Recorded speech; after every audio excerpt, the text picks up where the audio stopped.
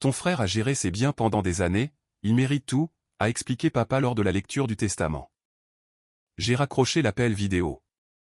Depuis mon bureau, j'ai envoyé un SMS à mon gestionnaire de capital investissement, retirer immédiatement tous les capitaux du Rodriguez Financial Group. Le téléphone de papa a commencé à vibrer. L'appel vidéo avait été programmé pour 14 h un mercredi. Je me suis connecté depuis mon bureau au centre-ville de Seattle, mon assistante ayant bloqué tout l'après-midi. À l'écran, je pouvais voir la salle de conférence de papa à Phoenix. La table en acajou, les chaises en cuir, mon frère Marcus assis à côté de lui, l'air suffisant. Maman était assise de l'autre côté de papa. L'avocat de la succession, Monsieur Henderson, feuilletait des papiers en bout de table. Elena, commença papa, sa voix empreinte de ce ton de déception patiente que j'avais entendu toute ma vie. Le décès de ta grand-mère est difficile pour nous tous, mais nous devons discuter de la succession de manière pratique. J'ai ajusté ma webcam. Bien sûr, papa. Marcus se pencha en avant, son sourire crispé. Avant de commencer, je veux juste reconnaître tout le travail que j'ai consacré à la gestion des biens de grand-mère au cours des 7 dernières années. Les locations en Arizona, le chalet dans le Colorado, la coordination de l'entretien, la gestion des locataires. Nous savons, Marcus, l'interrompit maman en lui tapotant la main. Nous sommes très fiers. Monsieur Henderson s'éclaircit la gorge. Passons en revue le testament. Madame Rodriguez a laissé derrière elle 8 propriétés locatives à Scottsdale évaluées à environ 4,2 millions d'euros, plus une propriété de vacances à Aspen évaluée à 1,1 million d'euros. La valeur totale de la succession est d'environ 5,3 millions d'euros. Mon expression est restée neutre. Je connaissais ces chiffres depuis des années. Ce qu'il ne savait pas, c'est que grand-mère Rosa m'avait appelé 3 mois avant sa mort. Mija, avait-elle dit, sa voix faible mais déterminée. Ton père ne te voit pas. Il ne t'a jamais vu. Mais moi, si. Je vois à quel point tu travailles dur. Comment tu t'es construite à partir de rien. Marcus, il a la grande gueule, mais j'ai surveillé les chiffres. De l'argent ne cesse de disparaître. Cette conversation avait mené à une réunion discrète avec son avocat, non pas Henderson, mais son avocat personnel à Tucson.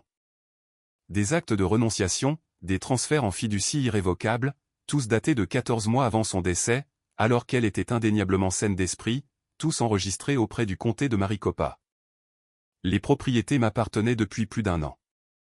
Marcus avait perçu les loyers de mes locations, déposant mes revenus sur des comptes qu'il contrôlait, mais je n'avais rien dit.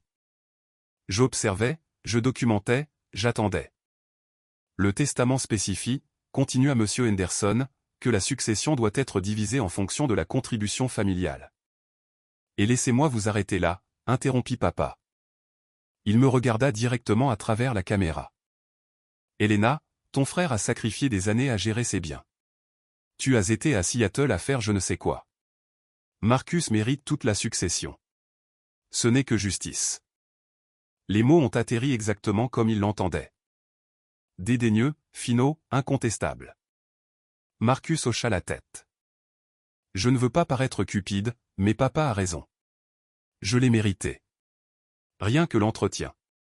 Sais-tu combien d'appels en pleine nuit j'ai géré? Combien d'entrepreneurs j'ai supervisé? Avec l'argent de grand-mère, dis-je doucement. Exactement. Marcus n'avait absolument pas compris où je voulais en venir. J'ai été le responsable, celui qui est resté proche de la famille. Tu es parti à l'université et tu n'es jamais revenu. Le visage de maman était compatissant mais ferme. Chérie, tu as ton travail à Seattle. Tu t'en sors bien. Marcus en a besoin. Il construit une famille. Il a sa société de services financiers à développer. Rodriguez Financial Group, ajouta fièrement Marcus. Nous sommes en pleine expansion. Cet héritage m'aidera à passer au niveau supérieur. Je regardais mon père à l'écran. Sa mâchoire était crispée, sa décision prise. Ce n'était pas une discussion. C'était une annonce. Ton frère mérite tout, dit papa. C'est notre position. Je hochai lentement la tête. Je comprends. Monsieur Henderson se tortilla, mal à l'aise. Mademoiselle Rodriguez, vous avez le droit de contester. Ce ne sera pas nécessaire, dis-je calmement. Merci à tous pour votre temps. J'ai mis fin à l'appel. Pendant un instant, je suis resté assise dans mon bureau, le bureau d'angle au 43e étage avec vue sur Elliott Bay. Mon assistante savait qu'il ne fallait pas me déranger pendant les appels familiaux. Le soleil de l'après-midi projetait de longues ombres sur mon bureau. Puis j'ai pris mon téléphone et ouvert une application de messagerie cryptée. Retirer immédiatement tous les capitaux du Rodriguez Financial Group. J'ai tapé à mon gestionnaire de capital investissement. Exécuté dans l'heure. Pas d'explication. Sortie nette. La réponse est arrivée en quelques secondes. Confirmé. 5,1 millions d'euros seront retirés avant 17 h, heure de l'Est. Ils recevront la notification dans environ 30 minutes. J'ai posé mon téléphone et suis retourné au rapport financier sur mon écran. J'avais 3 autres sociétés de portefeuille à examiner avant la fin de la journée. L'histoire était plus simple que quiconque dans ma famille ne le savait. J'avais quitté Phoenix pour l'université de Washington avec une bourse d'études complète à 18 ans. Papa avait été dédaigneux. Seattle, c'est si loin. Pourquoi pas ASU? Marcus, de 3 ans mon aîné, était resté sur place, avait obtenu son diplôme de finance à l'Arizona State, et avait immédiatement commencé à travailler pour la petite société de conseil financier de papa. J'avais été l'oublié de la famille. La fille, qui allait bien, mais jamais exceptionnelle à leurs yeux. Marcus était l'enfant prodige, charismatique, local, présent à chaque dîner de famille. Ce qu'il ne savait pas, c'est que j'avais passé mes années universitaires à cumuler 3 emplois tout en maintenant une moyenne de 4,0. J'avais obtenu mon diplôme en avance, avais été embauché par une start-up technologique pour faire de l'analyse financière. Cette start-up avait été rachetée 18 mois plus tard. Mes options d'achat d'actions valaient 2,3 millions d'euros. J'avais 22 ans et plus d'argent que je ne savais en gérer. Au lieu de le crier sur les toits, j'étais restée discrète. J'avais trouvé des mentors dans la communauté des investisseurs de Seattle. J'avais appris le capital investissement, le capital risque, le positionnement stratégique. J'avais construit un portefeuille lentement, prudemment, en investissant dans des entreprises en phase de démarrage avec des fondamentaux solides. À 25 ans, je valais 8 millions d'euros. À 30 ans, j'avais dépassé les 30 millions d'euros.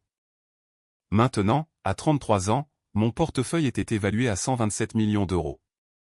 Je siégeais à 4 conseils d'administration. Forbes m'avait présenté il y a 6 mois comme l'une de leurs 30 de moins de 35 ans dans la finance, bien que j'aie demandé qu'ils n'utilisent que mon prénom et aucune photo. Je rentrais à Phoenix 2 fois par an, pour Thanksgiving et Noël. Je portais des vêtements simples, conduisais une Toyota quand j'étais là-bas, louais un appartement modeste à Seattle que je gardais pour la forme. Ma vraie maison était un penthouse à Belton que personne dans ma famille n'avait jamais vu. Mon père me présentait à ses amis. Voici Elena. Elle travaille dans la finance à Seattle. Sans jamais demander ce que je faisais. Jamais curieux de ma vie. Marcus faisait des blagues. Toujours célibataire, toujours en location. Certains d'entre nous construisent une vraie richesse, serait. Je souriais sans rien dire, car j'avais appris quelque chose de précieux dans ma vingtaine. La sous-estimation est un avantage stratégique. Quand les gens pensent que vous êtes en difficulté, ils révèlent leur vrai caractère. Ils vous montrent qui ils sont vraiment. Grand-mère Rosa avait été différente. Elle remarquait les choses. Lors de ma dernière visite, avant que sa maladie ne s'aggrave, elle m'avait coincé dans sa cuisine. « Tu es trop silencieuse sur ton succès, Mija », avait-elle dit, ses yeux vifs malgré son âge. Pourquoi? J'avais hésité, puis je lui avais dit la vérité, sur mon portefeuille, sur mes investissements, sur le fait de voir le style de vie de Marcus enfler au-delà de ce que sa petite entreprise pouvait supporter. Son visage s'était durci. Il gère mes locations. Je sais. Tu penses qu'il vole? Je pense que tu devrais faire vérifier les comptes. Elle l'avait fait. 3 semaines plus tard, elle m'avait appelé en larmes. Marcus détournait les paiements de loyer depuis 4 ans. De petites sommes au début, 1500 € par-ci, 1000 € par-là, mais cela avait augmenté. Des travaux d'entretien jamais effectués, mais facturés. Des loyers perçus, mais pas entièrement déposés. Des paiements de taxes foncières qui provenaient de ses comptes alors qu'il prétendait les avoir payés. Vol total estimé, 340 000 €. Je te transfère tout, avait dit grand-mère. Pas dans le testament. Ils peuvent contester ça. Transfert direct. Acte de renonciation. Tu posséderas les biens avant ma mort. Grand-mère, c'est mon petit-fils, mais c'est un voleur. Ton père le couvre. Il l'a toujours fait. Tu es la seule intègre. Les transferts avaient été finalisés 14 mois avant son décès. Elle m'avait fait promettre de ne le dire à personne avant sa mort, avant la lecture du testament. Laisse-les te montrer qui ils sont, avait-elle dit. Ensuite, décide quoi faire de cette information. Mon téléphone a sonné à 14h47, 17 minutes après avoir envoyé l'instruction de retrait. Le nom de papa s'est affiché à l'écran. Je l'ai laissé sonner jusqu'à la messagerie vocale. 30 secondes plus tard, Marcus a appelé. J'ai refusé. Puis maman, puis papa à nouveau. J'ai mis mon téléphone en silencieux et continué à travailler. À 15h15, mon assistante m'a appelé. Mademoiselle Rodriguez, votre père a appelé la ligne principale 4 fois. Il dit que c'est une urgence. Je ne suis pas disponible, ai-je dit calmement. Veuillez prendre des messages. À 16h, mon gestionnaire de capital investissement a appelé. C'est fait, a dit Thomas. Retrait net. Leur gestionnaire de compte m'a appelé en panique, demandant pourquoi le capital était retiré. Je lui ai dit que l'investisseur souhaitait rester anonyme mais réallouer ses actifs. Il essaie de découvrir qui était l'investisseur. Il n'y parviendra pas. J'ai dit que la structure de la fiducie anonyme est hermétique. Ils sont en pleine effervescence. Apparemment, ces 5,1 millions d'euros représentaient leur principal capital d'exploitation. Sans cela, ils ne peuvent pas payer les salaires la semaine prochaine. Leurs lignes de crédit sont au maximum. Elena, ils vont réaliser d'ici quelques jours qu'ils sont insolvables. C'est regrettable, dis-je d'un ton neutre. Votre père est le principal, dit Thomas prudemment. Je suppose que vous le savez. Je le sais. Il y eut une pause. Voulez-vous que je prépare des documents de sauvegarde au cas où cela deviendrait juridique? Déjà préparé. J'ai un expert comptable judiciaire qui audite Rodriguez Financial Group depuis 6 mois. Client anonyme, intraçable jusqu'à moi. Le rapport est dans un coffre-fort. S'ils m'attaquent en justice, je les ensevelirai sous les preuves de fraude. Thomas laissa échapper un sifflement bas. Rappelle-moi de ne jamais te contrarier. Après avoir raccroché, j'ai finalement vérifié mes messages vocaux. Le premier message de papa était confus. Elena, il y a eu une sorte d'erreur bancaire. Un investisseur majeur vient de se retirer de ma société. J'ai besoin de tes conseils. Rappelle-moi. Son deuxième message, 20 minutes plus tard, était paniqué. Elena, c'est sérieux. 5 millions d'euros viennent de disparaître de nos comptes. Décroche ton téléphone. Le message de Marcus était agressif. Quels que soient les jeux auxquels tu joues, Elena, arrête. C'est le gagne-pain de papa. Rappelle-moi immédiatement. Le message de maman était larmoyant. Chérie, s'il te plaît. Ton père a des douleurs à la poitrine. Quelque chose de terrible se passe avec l'entreprise. S'il te plaît, appelle. Je les ai tous écoutés. Puis je les ai supprimés et je suis retourné au travail.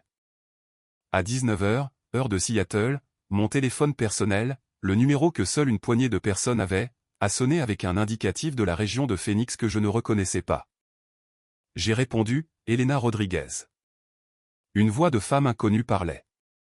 Ici Caroline Mitchell. Je suis avocate chez Henderson & Associates. J'appelle au nom de votre père, Victor Rodriguez, concernant la succession de Rosa Martinez Rodriguez. Je vous écoute. Il semble y avoir un problème important avec les registres de propriété.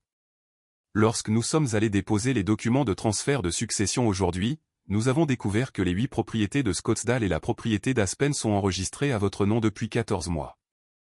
Pouvez-vous expliquer cela? Ma grand-mère me les a transférées par acte de renonciation. Une longue pause.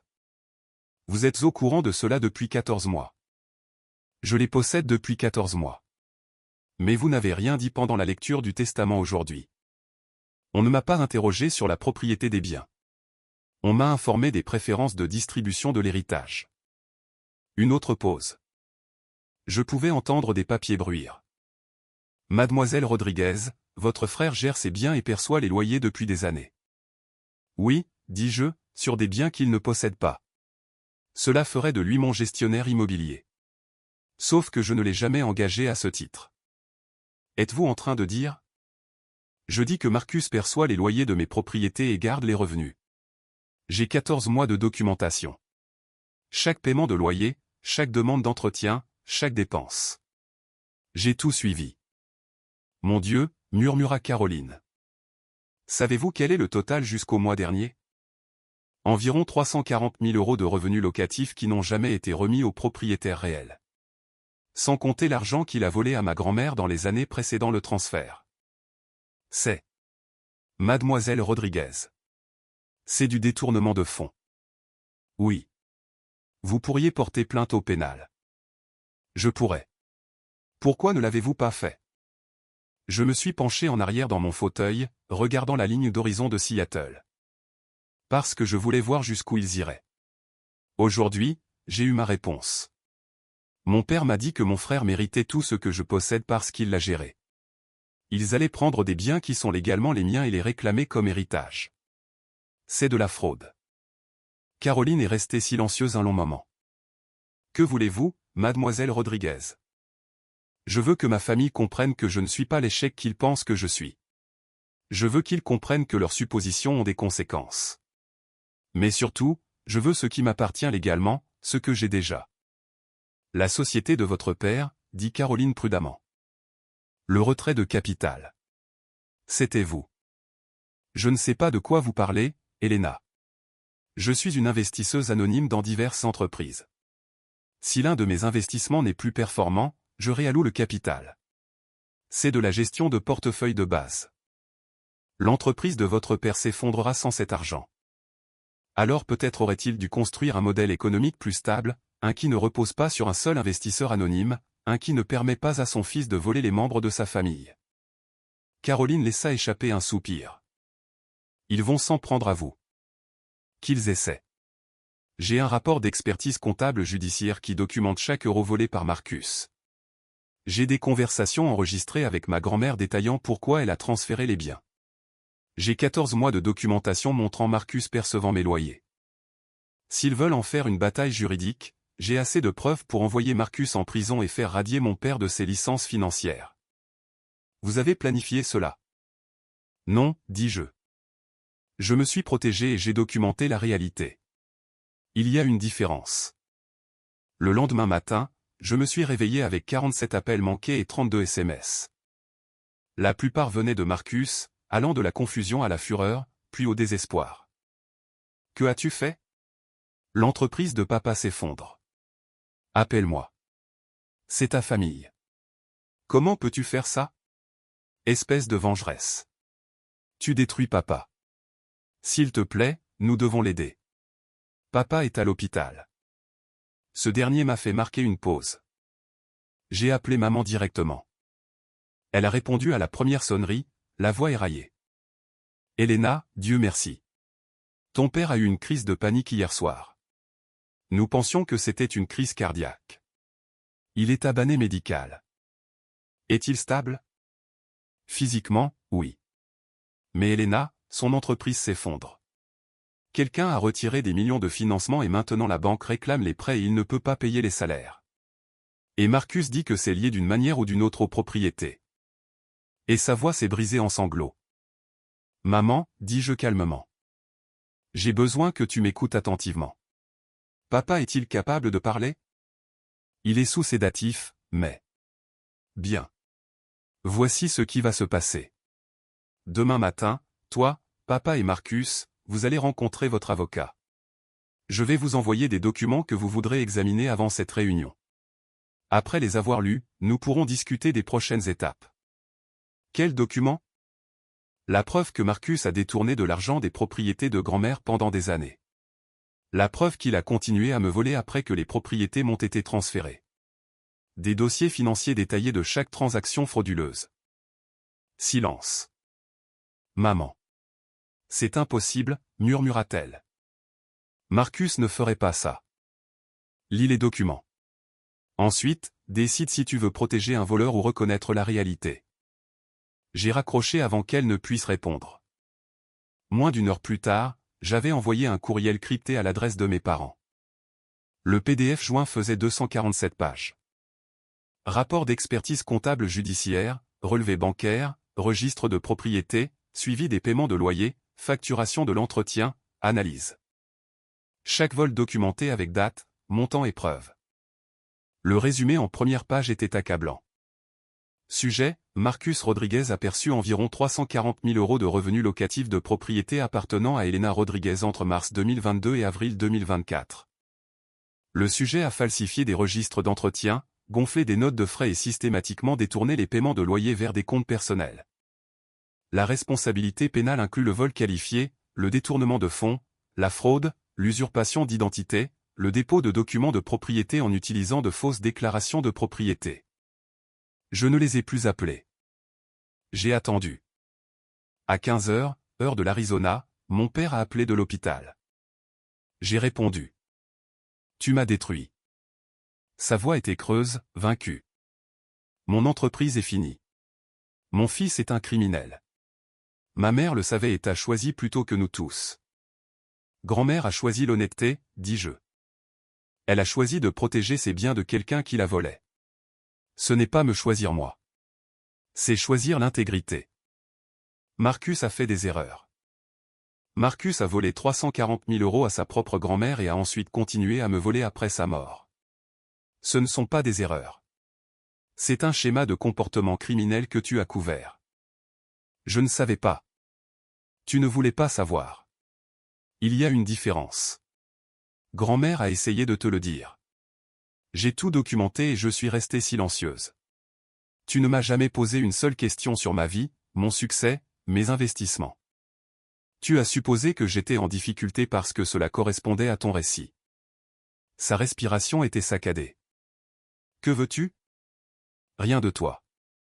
J'ai déjà ce qui est à moi. Les propriétés que grand-mère m'a légalement transférées. J'ai déjà réalloué mon capital d'investissement de ta société en faillite. Je n'ai besoin de rien de cette famille. Alors, tu vas juste nous laisser nous effondrer? Vous vous êtes infligé ça à vous-même. J'ai simplement cessé de subventionner votre dysfonctionnement. Ces 5 millions. C'était à toi.